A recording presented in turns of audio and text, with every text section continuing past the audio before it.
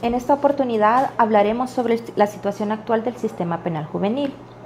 En este tema me referiré a la situación de violencia que atraviesa el Estado de El Salvador, también a cómo esta violencia hace una afectación de derechos a la niñez y la adolescencia, las consecuencias de dicha afectación a derechos, la respuesta del Estado en relación a la política criminal y las orientaciones del Comité de los Derechos del Niño en relación a cómo debería orientarse el sistema penal juvenil. Me gustaría referirme en primer lugar al entorno de violencia en la que se pueden desarrollar las niñas, niños y adolescentes. Estos entornos de violencia provocan una afectación de derechos. La afectación de derechos a la educación, a la salud, desarrollo, vida, integridad personal, participación, recreación, cultura, etc. Asimismo, esta falta de garantías puede provocar que los adolescentes sean utilizados por los grupos criminales en diversas actividades asociadas, como lo dice el informe de la Comisión Interamericana de Derechos Humanos sobre Niñez, Violencia y Crimen Organizado, actividades asociadas a la vigilancia, al coneo, posteo, como se conoce aquí en El Salvador, actividades de carácter delictivo como la extorsión o el traslado y venta de drogas y el ejercicio de acciones violentas como el secuestro y el sicariato. La participación en estas organizaciones criminales no les cesan la vulneración de los derechos que han adquirido o que se han visto desarrollados por los entornos de violencia en los que ellos se han visto involucrados en su familia, en su escuela, en su comunidad, etc. Bueno, el Estado de El Salvador ha desarrollado una política criminal retributiva, ha establecido el aumento de años de la cárcel, ha generado leyes antimaras, leyes manos duras, leyes manos súper duras y últimamente ha realizado reformas a la ley penal juvenil. Pero esta política criminal retributiva incluye una prevención de la violencia. De lo anteriormente planteado surgen dos reflexiones. La primera, los adolescentes no son tratados conforme a lo establecido en la Convención sobre los Derechos del Niño, porque el tipo de política criminal que se desarrolla en el Estado de El Salvador no busca la reintegración hacia la sociedad, la reintegración del adolescente hacia su familia, que es el núcleo normal donde debería de estarse desarrollando. Como lo dije en los artículos relacionados con la Convención sobre los Derechos del Niño y la Constitución de la República, en el artículo 34, está estableciendo que la familia es el núcleo idóneo para que pueda desarrollarse un adolescente. No es, estando privado de libertad, que va a lograr desarrollarse. Además, la misma convención plantea y el mismo comité en la observación general número 10 que la privación de libertad debe ser lo último y, como lo decía anteriormente, por el menor tiempo posible. La segunda reflexión está referida a la especialidad en relación al proceso penal juvenil. Sobre este punto vale traer a colación lo establecido en la Convención sobre los Derechos del Niño y el Comité de los Derechos del Niño, en el sentido de que no es por vía judicial que se van a resolver estas problemáticas, sino en el seno familiar o en el seno del adolescente desarrollándose en la sociedad. Las medidas o el catálogo de medidas que deben establecerse para los adolescentes que hayan cometido algún ilícito deben de realizarse en entornos sociales, en entornos comunitarios y donde haya una participación activa por parte de la familia. Este principio de especialidad implica responsabilidad ante la infracción, tal como lo establece la Opinión Consultiva 17 del año 2002 de la Corte Interamericana de Derechos Humanos. ¿Qué implica esta responsabilidad ante la infracción? Que el Estado debe de adoptar sobre estas personas, sobre estos adolescentes que han cometido un ilícito, una política rehabilitadora, una justicia restaurativa y no una política criminal retributiva. De manera que los adolescentes que infrinjan la ley se hagan merecedores de una intervención jurídica, distinta de la prevista por el Código Penal para los adultos. Este principio de especialidad implica la despenalización del sistema de justicia juvenil, como lo decía anteriormente.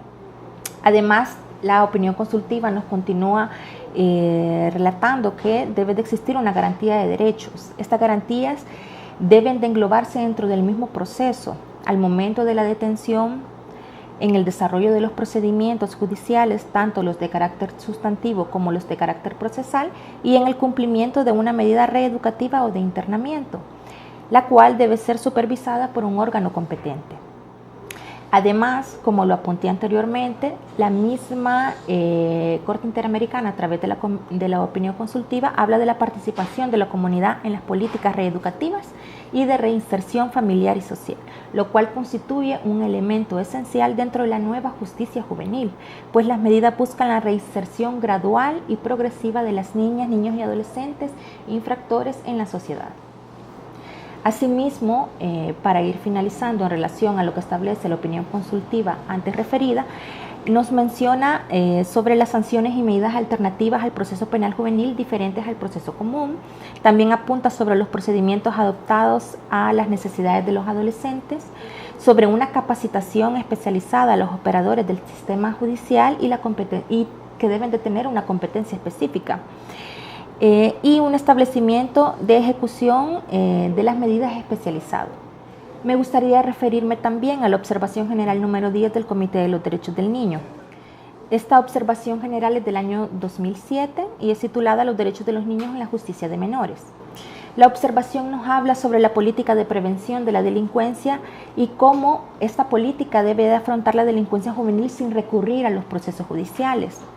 También enmarca la protección del interés superior de la niña y adolescente, referida a que no debe de tener un fin tradicional como la de la justicia de los adultos, es decir, que es una justicia retributiva y que busca la penalización a través de la cárcel. Además, no tiene objetivos tradicionales como es la represión y el castigo.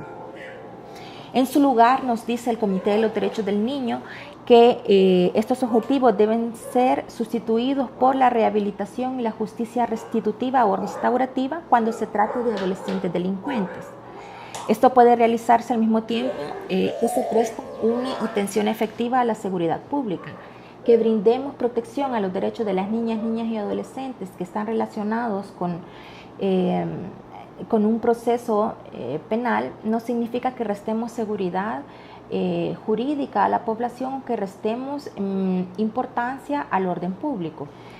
Asimismo, cabe decir en relación a la justicia restaurativa que los principios básicos de la ONU para la utilización de programas de justicia restaurativa en materia penal del año 2002 nos dicen de que este enfoque de justicia restaurativa da a las víctimas la oportunidad de obtener reparación, sentirse más seguras e intentar cerrar una etapa.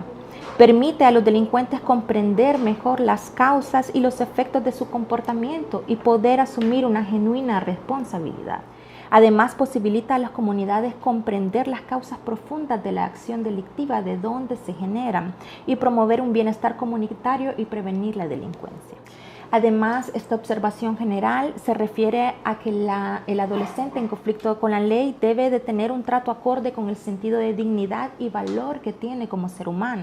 El trato y la educación de los niños y los adolescentes dentro del sistema penal debe orientarse a fomentar el respeto hacia los derechos humanos. Además, este trato debe tener en cuenta su edad, su madurez y como objetivo su reintegración y el desempeño de una función constructiva en la sociedad.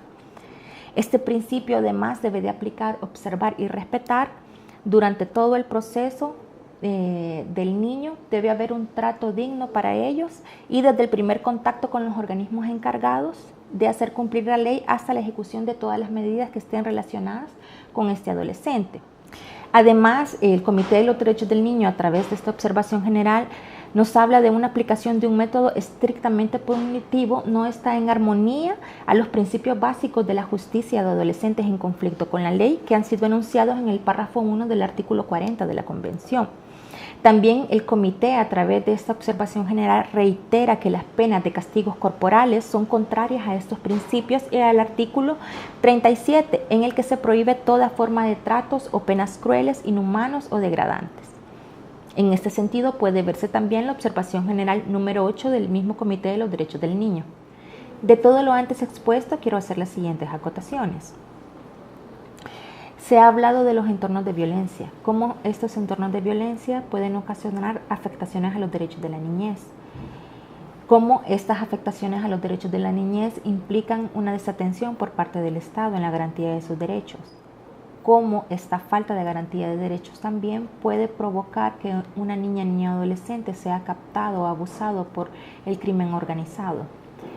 ¿Qué puede devenir de la participación de las niñas, niños y adolescentes en acciones delictivas vinculadas con el crimen organizado? Las consecuencias de la participación que tienen las niñas, niños y adolescentes. Mencioné la opinión consultiva 17 del año 2002, la observación general número 10 del Comité de los Derechos del Niño. También me referí a los artículos 37 y 40 de la Convención sobre los Derechos del Niño, que en síntesis plantean el tratamiento de adolescentes en conflicto con la ley en un sistema no formalizado de justicia, es decir, no judicializar la situación delictiva de los adolescentes y buscar otras alternativas. ¿Qué alternativa se propone en este sistema no formalizado? Bueno, la justicia restaurativa.